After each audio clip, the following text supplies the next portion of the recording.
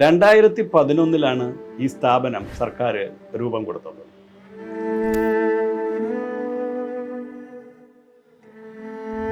നമ്മുടെ നാട്ടിൽ മാത്രം കോടിക്കണക്കിന് രൂപ മുടക്കി നമ്മൾ ചെയ്യുന്ന മ്യൂസിയങ്ങൾ സന്ദർശകരില്ലാതെ അടഞ്ഞു കിടക്കുന്ന അവസ്ഥയിലേക്ക് പോകുന്നത് കഷ്ടമാണ്.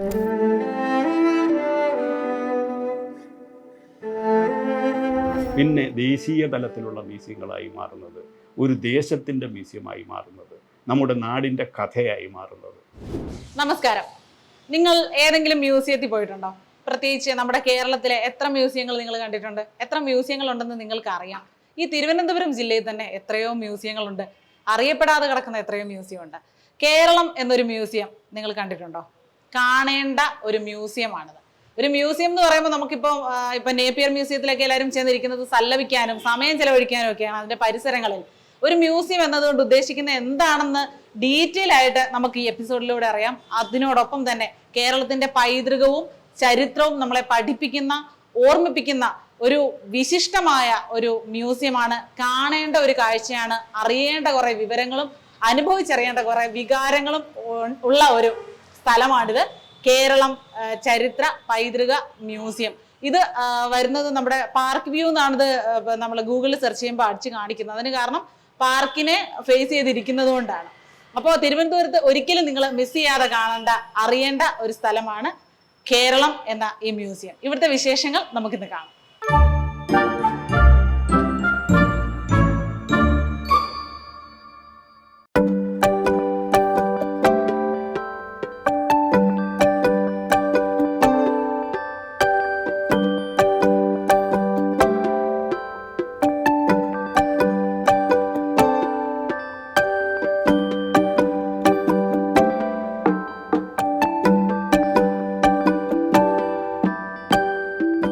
കേരളം മ്യൂസിയം എന്നറിയപ്പെടുന്നത് interactive museum of cultural history of Kerala എന്നറിയപ്പെടുന്ന സ്ഥാപനത്തിനെയാണ് ചുരുക്കപ്പേരിൽ കേരളം മ്യൂസിയം എന്ന് വിളിക്കുന്നത്. 2011 ഈ സ്ഥാപനം സർക്കാർ രൂപം കൊടുത്തത്. ഈ സ്ഥാപനം ഉണ്ടാകുമ്പോൾ ഒരു ലക്ഷ്യമുണ്ടായിരുന്നു. കേരളത്തിലെ മ്യൂസിയം മേഖലയെ ഉടച്ചു വാർത്തുകൊണ്ട് ലോക നിലവാരങ്ങളിലേക്ക് നമ്മുടെ മ്യൂസിയങ്ങളെ ഉയർത്തുക എന്നുള്ളതാണ്. ആ രംഗത്ത് സജീവമായി പ്രവർത്തിക്കുന്ന ഒരു സ്ഥാപനമാണ് കേരളം മ്യൂസിയം. സാധാരണ ഈ ആനുകാലിക മീഡിയ പ്രവർത്തകർ അറിഞ്ഞോ അറിയാതെയോ ശ്രദ്ധിക്കപ്പെടാതെ പോകുന്ന ഒരു രംഗമാണ് മ്യൂസിയം. കാരണം നമ്മുടെ ആളുകൾ അറിവിന് നേരെ പിന്തിരിഞ്ഞു നിൽക്കുന്നവരല്ല. അറിവ് എവിടെ കിട്ടിയാലും മലയാളി അത് തേടി പിടിക്കുന്നവരാണ്. നമ്മുടെ മുന്നിൽ കിടക്കുന്ന മ്യൂസിയങ്ങൾ അറിവിൻ്റെ കേദാരങ്ങളാണ്.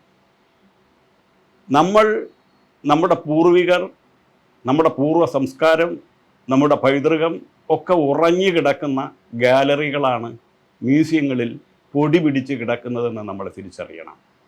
ഈ മ്യൂസിയങ്ങളിലേക്ക് കടന്നു ചെല്ലുവാൻ നമ്മുടെ തലമുറയെ നമ്മൾ പ്രേരിപ്പിക്കണം.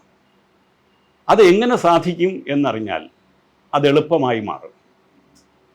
ഏതൊരു സ്വഭാവവും നമ്മൾ രൂപപ്പെടുത്തിയെടുക്കുന്നത് കുട്ടിക്കാലത്തെയാണ്.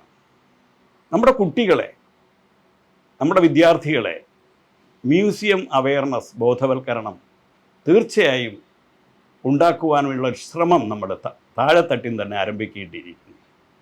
മ്യൂസിയങ്ങൾ അറിവിൻ്റെ നിലയങ്ങളായി മാറിക്കൊണ്ടിരിക്കുന്ന ഈ കാലത്ത്, അക്കാഡമിക് സ്ഥാപനങ്ങളുടെ പാർട്ടായി മാറിക്കൊണ്ടിരിക്കുന്ന ഈ കാലത്ത്, നമ്മുടെ നാട്ടിൽ മാത്രം കോടിക്കണക്കിന് രൂപ മുടക്കി നമ്മൾ ചെയ്യുന്ന മ്യൂസിയങ്ങൾ സന്ദർശകരില്ലാതെ അടഞ്ഞു കിടക്കുന്ന അവസ്ഥയിലേക്ക് പോകുന്നത് കഷ്ടമാണ്. എന്തുകൊണ്ട് അങ്ങനെ സംഭവിക്കുന്നു എന്ന് ചോദിച്ചാൽ, നമുക്ക് പൊതുവേ മലയാളിക്ക് ഒരു മ്യൂസിയം ഗോയിങ് കൾച്ചർ, മ്യൂസിയങ്ങളിലേക്ക് അല്ലെങ്കിൽ മ്യൂസിയം സന്ദർശനം ഒരു നമ്മുടെ യാത്രകളുടെയൊക്കെ ഭാഗമാക്കുന്ന ഒരു രീതി നമുക്ക് ഇനിയും ഡെവലപ്പ് ചെയ്യേണ്ടിയിരിക്കുന്നു. ഞാനും നിങ്ങളും നമ്മുടെ വീട്ടുകാരോടൊക്കെ ആലോചിച്ചാൽ നമുക്കറിയാൻ പറ്റും എത്ര മ്യൂസിയങ്ങൾ കണ്ടിട്ടുണ്ട്. ഒരു നാടിൻ്റെ കഥ പറയുന്ന സ്ഥലങ്ങളാകണം മ്യൂസിയങ്ങൾ. അപ്പോഴാണ് മ്യൂസിയം നമ്മുടെ സ്ഥാപനമായി മാറുന്നത്. ആ മ്യൂസിയങ്ങൾ നമ്മുടെ അഭിമാനത്തിൻ്റെ പാർട്ടായി മാറുന്നത്. അതിനുവേണ്ടി മ്യൂസിയങ്ങൾ എപ്പോഴും നമ്മുടെ പഠന കാലത്തായാലും അതിനുശേഷമായാലും ഈ മ്യൂസിയം എന്ന് പറയുന്ന സ്ഥാപനം നമ്മുടെ ഈ പിടികൾക്ക് മുകളിൽ മറ്റെവിടെയോ മാറി നിൽക്കുന്നതായിട്ടുള്ള ഒരു തോന്നൽ, നമ്മുടെ റീച്ചിന് മുകളിലാണെന്നുള്ളൊരു തോന്നൽ പലപ്പോഴും മ്യൂസിയങ്ങളെ യാത്രകളിൽ ഒഴിവാക്കുവാൻ നമ്മൾ പ്രേരിതനാകുന്നുണ്ട്. ചരിത്രം പോലും പുത്തൻ നിർവചനത്തിൽ രാജാവിൻ്റെ കഥ മാത്രമല്ല ചരിത്രം. രാജാവ് വേണമെങ്കിൽ പ്രജകളും വേണം, പടയാളികളും വേണം. യുദ്ധങ്ങൾ ജയിക്കുന്ന രാജാവിന് ആ യുദ്ധത്തിൽ ജീവൻ ബലിയർപ്പിച്ച എത്രയോ പടയാളികളുടെ പിൻബലമുണ്ടാകണം. ആ പടയാളികളുടെ കഥ പറയാത്ത ചരിത്രം അപൂർണമായ ചരിത്രമെന്ന് ഇന്ന് നമ്മൾ തിരിച്ചറിയുന്നു. അതുകൊണ്ട് തന്നെ മ്യൂസിയങ്ങൾ കഥ പറയുന്ന സ്ഥലങ്ങളാകണം.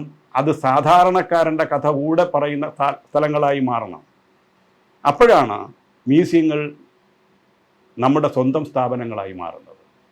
മിനി മ്യൂസിയങ്ങൾക്ക് കഥ പറയാൻ കൂടുതൽ ഒബ്ജക്റ്റുകൾ വേണമെന്നില്ല, കൂടുതൽ സ്പേസും വേണമെന്നില്ല. നമുക്ക് പറയേണ്ടത് നമ്മുടെ നാടിൻ്റെ കഥയാണ്. ഈ കഥ എത്ര ലളിതമായി എത്ര ഭംഗിയായി സന്ദർശകനോട് പറയാൻ കഴിയും? അതിനു വേണ്ട ചെറു ഗാലറികൾ ഉൾപ്പെട്ട ചെറിയ മ്യൂസിയങ്ങൾ, അതാണ് മിനി മ്യൂസിയങ്ങൾ. മിനി മ്യൂസിയങ്ങൾ ഉണ്ടാകുമ്പോഴാണ് ജനകീയ പങ്കാളിത്തം മ്യൂസിയങ്ങളിലേക്ക് ഉണ്ടാകുന്നത്. അത് ജനങ്ങളുടെ സ്ഥാപനമായി മാറുന്നത്. അങ്ങനെ മിനി മ്യൂസിയങ്ങൾ ചേർന്നിട്ട് അത് പഞ്ചായത്ത് മ്യൂസിയങ്ങളാകാം, അല്ലെങ്കിൽ ജില്ലാതല മ്യൂസിയങ്ങളാകാം. ഇവ കൂടി ചേർന്നാണ് സംസ്ഥാന തലത്തിലുള്ള മ്യൂസിയങ്ങളായി മാറുന്നത്. പിന്നെ ദേശീയ തലത്തിലുള്ള മ്യൂസിയങ്ങളായി മാറുന്നത്, ഒരു ദേശത്തിൻ്റെ മ്യൂസിയമായി മാറുന്നത്, നമ്മുടെ നാടിൻ്റെ കഥയായി മാറുന്നത്. അതുകൊണ്ട് ആദ്യം നമുക്ക് പഠിക്കാം നമ്മളെക്കുറിച്ച്, നമ്മുടെ മ്യൂസിയങ്ങളിൽ പോയി. ഇനിയുള്ള യാത്രകൾ മ്യൂസിയങ്ങളിലേക്കാകട്ടെ. സ്വാഗതം, സുസ്വാഗതം.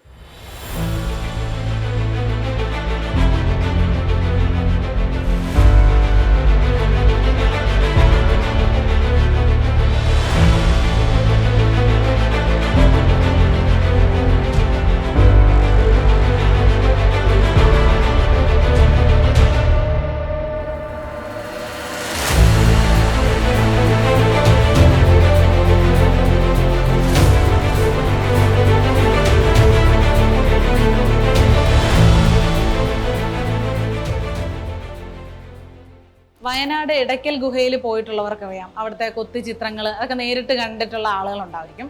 അപ്പം ട്രിവാൻഡ്രത്ത് നമുക്ക് ഇവിടെ ഈ മ്യൂസിയത്തിൽ വന്നാൽ നമുക്ക് ആ കൊത്തി ചിത്രങ്ങളുടെ ഒരു മാതൃക ഇവിടെ പ്രദർശിപ്പിച്ചിട്ടുണ്ട്. ഇതിൻ്റെയൊക്കെ ഏത് ശിലായുഗത്തിലെ, നവീന ശിലായുഗത്തിനും ഇരുമ്പ് യുഗത്തിനും ഇടയ്ക്കുള്ള ആ കാലഘട്ടത്തിലേതാണ് ഈ കൊത്തുചിത്രങ്ങൾ. പണ്ട് കാലത്ത് ഇരുമ്പും മറ്റുമൊക്കെ കണ്ടെത്തുന്നതിന് മുമ്പ് മനുഷ്യര് വെട്ടാനും കൊത്തി കീറാനും മുറിക്കാനും ഒക്കെ ഉപയോഗിച്ചുകൊണ്ടിരുന്നത് മൂർച്ച കൂടിയ കല്ലുകളാണ്. അതിനെ കന്മഴു എന്നാണ് പറയുന്നത്. കല്ലുകൊണ്ടുള്ള മഴു അഥവാ കോടാലി എന്നൊക്കെ നമ്മൾ തനി മലയാളത്തിൽ പറയത്തില്ല, ആ സാധനം. അപ്പോൾ അത് മൂർച്ച കൂട്ടണമല്ലോ, മൂർച്ച കൂട്ടാൻ ഉപയോഗിക്കുന്ന വലിയ തരം കല്ല് ഇവിടെ വെച്ചിട്ടുണ്ട്. പിന്നെ കന്മഴുവായിട്ട് ഉപയോഗിച്ചുകൊണ്ടിരുന്ന ചെറിയ ചെറിയ മൂർച്ചയുള്ള കല്ലുകൾ, അതാണ് ഇത്രയും ഭാഗത്ത് കൊടുത്തിട്ടുള്ളത്. മറയൂർ ഗുഹാചിത്രങ്ങളുടെ മാതൃകയാണ് ഇവിടെ തന്നിട്ടുള്ളത്. മധ്യശിലായുഗ കാലഘട്ടത്തിലേതാണ് എന്ന് വിശ്വസിക്കപ്പെടുന്ന ചില ചിത്രങ്ങൾ ഇവിടെ കൊടുത്തിട്ടുണ്ട്. നമുക്ക് പെട്ടെന്ന് സാധാരണക്കാർക്കാണെങ്കിലും കണ്ടാൽ മനസ്സിലാവും. ഹണ്ടിങ് അഥവാ വേട്ടയാടുന്ന മനുഷ്യരുടെ ആ സമയത്തുള്ള ചിത്രം, ഒരു മൃഗത്തെ വേട്ടയാടുന്ന പ്രാചീന മനുഷ്യൻ, പിന്നെ മനുഷ്യർ തമ്മിൽ ഫൈറ്റ് ചെയ്യുന്ന ആ ഒരു ചിത്രം, മനുഷ്യൻ പരിണമിച്ചു വന്ന പല സ്റ്റേജുകളും അതൊക്കെ കണ്ട് നിങ്ങൾക്ക് പരിചയം ഉണ്ടാവും. പിന്നെ മനുഷ്യൻ്റെയും മൃഗങ്ങളുടെയൊക്കെ ആ ഫിഗറുകൾ അവ്യക്തമാണെങ്കിലും നമുക്ക് ശ്രദ്ധിച്ചു നോക്കിയാൽ മനസ്സിലാവുന്ന രീതിയിൽ ഉള്ള നമ്മുടെ മറയൂർ ഗുഹാചിത്രത്തിൻ്റെ മാതൃകയാണിത്. കൊല്ലം ജില്ലയിലെ മങ്ങാട് എന്ന സ്ഥലം മഹാശിലായുഗ പ്രദേശമാണ്. അപ്പോൾ അവിടെ ഉത്ഖനനം നടത്തിയപ്പോൾ അവിടെ കിട്ടിയ നന്നങ്ങാടിയുടെ കുടക്കല്ലൊക്കെ വെച്ചിട്ട് കിട്ടിയ നന്നങ്ങാടിയുടെ ഒരു മാതൃക ഇവിടെ റീക്രിയേറ്റ് ചെയ്ത് വെച്ചിട്ടുണ്ട്. അതിലുണ്ടായിരുന്നത് അത്രയും ഇരുമ്പിലുള്ള കൃഷി ആയുധങ്ങളൊക്കെ അവിടെ ഉണ്ടായിരുന്നു. അപ്പോൾ അതിൽ നിന്ന് നമ്മൾ മനസ്സിലാക്കേണ്ടത് ഇരുമ്പ് യുഗമായിരുന്നു. കേരളത്തിലെ ഇരുമ്പ് യുഗവുമായിട്ട് ബന്ധപ്പെട്ടാണ് അതിൻ്റെ അവശിഷ്ടങ്ങൾ നമുക്ക് കിട്ടിയിരിക്കുന്നത്. കൃഷിക്ക് ഉപയോഗിക്കുന്ന ഉപകരണങ്ങളാണ് കൂടുതലും അതിലുണ്ടായിരുന്നത്. അപ്പോൾ നമ്മുടെ കൃഷി എന്ന സംസ്കാരം, ഇരുമ്പ് യുഗത്തിൽ അതിനുള്ള പ്രാധാന്യം, നമ്മുടെ കേരളത്തിൻ്റെ പൈതൃകത്തിലും ചരിത്രത്തിലുമുള്ള പ്രാധാന്യം, ഇതൊക്കെ നമുക്ക് ഈ ഒരു മാതൃകയിൽ നിന്ന് ഒരുപാട് അറിയാനുണ്ട്, പഠിക്കാനുണ്ട്. അതുപോലെ അവരിവിടെ റീക്രിയേറ്റ് ചെയ്തിട്ടുണ്ട്.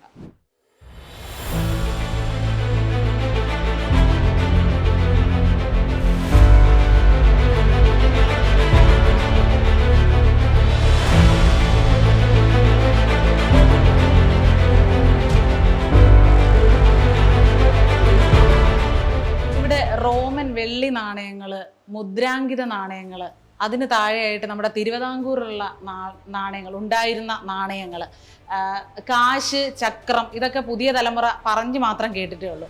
അപ്പോൾ ഇതൊക്കെ കൃത്യമായിട്ട് ഇവിടെ അതിൻ്റെ ഇരുവശങ്ങളും വ്യക്തമായിട്ട് ഡിസ്പ്ലേ ചെയ്തിട്ടുണ്ട്. 1 കാശ്, 4 കാശ്, 8 കാശ്, 1 ചക്രം എന്നൊക്കെ പറഞ്ഞിട്ട് തിരുവിതാംകൂറിലുണ്ടായിരുന്ന നാണയങ്ങളുടേതും വെച്ചിട്ടുണ്ട്. പിന്നെ ഈ റോമൻ വെള്ളി നാണയങ്ങൾ നമ്മളെ സൂചിപ്പിക്കുന്നത് എന്താണ്?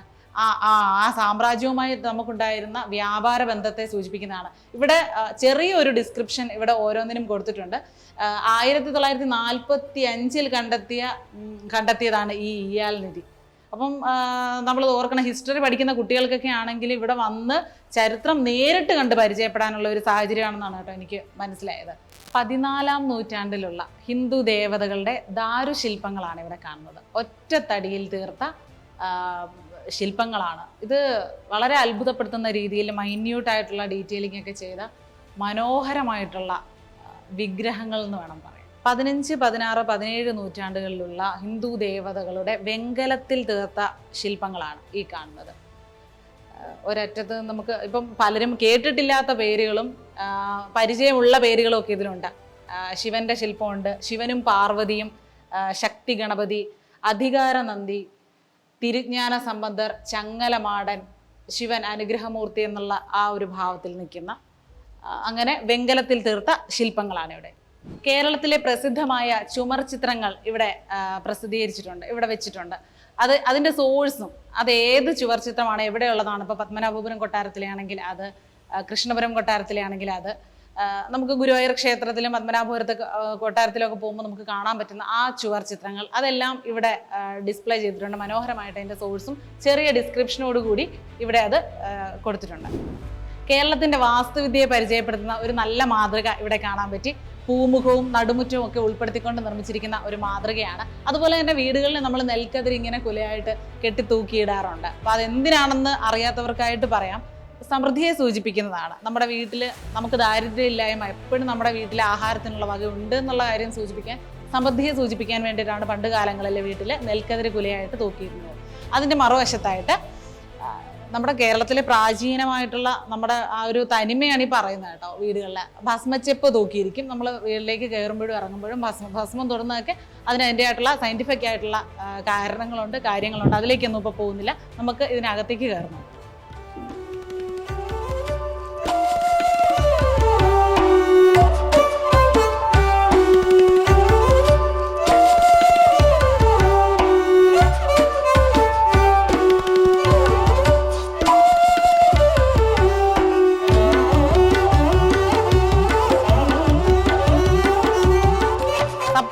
സപ്രപഞ്ചം കേട്ടിട്ടല്ലേ ഉള്ളൂ. അത് കാണാത്തവർ ഇവിടെ വന്നാൽ കാണാം. നമ്മൾ പുതിയ തലമുറയിലുള്ള കുട്ടികളെയൊക്കെ വഴക്ക് പറയുമ്പോൾ പറയും, അമ്മമാരൊക്കെ പറയാറുണ്ട്, സപ്രപഞ്ചത്തെ കയറി ഇരിക്കില്ല. പിന്നെ അമ്മായിമാരും മരുമക്കളെ കുറിച്ചൊക്കെ പറയാറുണ്ട്.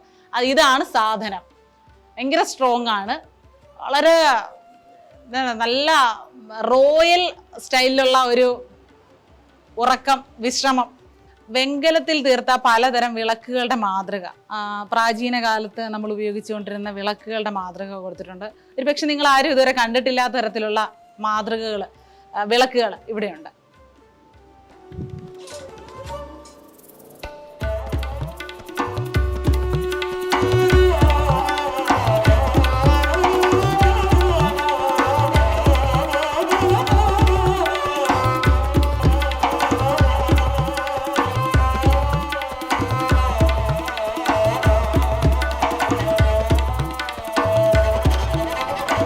കേരളത്തിന്റെ തനത് സംഗീത ഉപകരണങ്ങൾ ഇവിടെ പ്രദർശിപ്പിച്ചിട്ടുണ്ട്. പുള്ളുവക്കുടം, പുള്ളുവ വീണ, പിന്നെ ഇങ്ങോട്ട് വന്ന നന്ദുണി, നാദസ്വരം, ഏകതാരി, ഇലത്താളം, മൂകവീണ, മണിക്കട്ട, ഇതൊക്കെ നമ്മൾ കേട്ടിട്ടേ ഉള്ളൂ. ഈ വരുന്ന തലമുറകൾക്കൊന്നും ഇത് കണ്ട് പരിചയം ഉറപ്പായിട്ടും കാണത്തില്ല. തീർച്ചയായിട്ടും ഇവിടെ വന്ന് ഇതെല്ലാം കാണണം. മൺവീണ എന്നൊക്കെ കവികൾ പാടാറുണ്ട്. പക്ഷെ ഇവിടെ ഒരു മൺവീണ നമുക്ക് കാണാം. മൺവീണയല്ല, കളിമൺ തമ്പുരു, ഒരു മൺ തമ്പുരു ആണ് കാണുന്നത്. ഒറ്റ നോട്ടത്തിൽ അത് തടി കൊണ്ടുണ്ടാക്കിയതാണെന്ന് തോന്നുമെങ്കിലും കളിമണ്ണിൽ ചുട്ടെടുത്ത ഒരു തമ്പുരുവാണ് ആ കാണുന്നത്. അതിന് താഴെ കാണുന്നത് ഈ തമ്പുരു തടിയിൽ തീർത്തതാണ്. ഈ കതിവന്നൂർ വീരനെയും നന്ദുണിയും നമ്മുടെ ഉടുക്കും അങ്ങനെ എത്ര കാഴ്ചകൾ, പഴമയുള്ള നമുക്ക് ഗൃഹാതുരത്വം ഉണർത്തുന്ന ഇതൊന്നും കാണാതെ ഈ ജീവിതം ജീവിച്ച് തീർത്തിട്ട് കാര്യമുണ്ടോ ഒരു മലയാളി എന്നുള്ള നിലയിൽ? അതുകൊണ്ട് തീർച്ചയായും എല്ലാവരും ഇവിടെ വന്ന് ഇതൊക്കെ അനുഭവിച്ചറിയുക. മറ്റൊരു വിശേഷ കാഴ്ചയുമായി നമുക്ക് വീണ്ടും കാണാം. നമസ്കാരം.